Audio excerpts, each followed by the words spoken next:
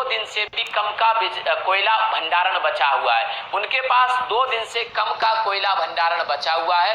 इसलिए कहा जा रहा है कि भैया जब उनके पास कोयला ही नहीं होगा तो बिजली का प्रोडक्शन कहां से होगा, और इसीलिए कहा जा रहा है कि अगले 2 दिनों में भारत में बिजली गुल हो सकती है। कोयला संकट बहुत गहरा गया है। हालांकि कोयला संकट पिछले कई दिनों से था, लेकिन इस दिशा में ठोस काम नहीं हुए, इसलिए ये संकट और ज्यादा गहरा गया है। इसलिए उम्मीद जताई जा रही है कि 2 दिन बाद बिजली में कटौती शुरू हो जाएगी। ऐसा नहीं है कि भारत बिल्कुल अंधेरे में डूब जाएगा, बिजली में कटौती होना शुरू हो जाएगी। हो सकता है कि आज आपको 20 घंटा बिजली मिल रही है तो 10 घंटे रह जाए आपकी, कुछ दिनों के लिए, परमानेंट नहीं, कुछ दिनों के लिए।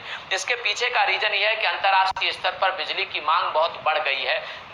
जब कोविड गया, कोविड के बाद जब लॉकडाउन खुला तो सारी इंडस्ट्रीज जो हैं एकदम बूस्ट अप की, और उसके बाद बिजली की अचानक से मांग बढ़ गई, और ये मांग लगभग 17% तक बढ़ गई है। सप्लाई का फॉर्मूला कि जब डिमांड बढ़ती है और अगर सप्लाई ना बढ़े तो फिर क्या होता है, महंगी हो जाती है चीजें, और कोयले का रेट 40% तक महंगा हो गया है। और इसीलिए भारत में अब कोयले को आयात करने में दिक्कतें आ रही हैं। भारत का कोयला आयात भी अब चरमरा गया है, और जब चरमरा गया है तो स्टॉक जो होना चाहिए इन पावर प्लांट के पास वो कम हो गया है, अर्थात कई के पास तो 2 दिन से कम का भंडारण रह गया। इसीलिए कहा जा रहा है कि भारत ब्लैकआउट में जा सकता है।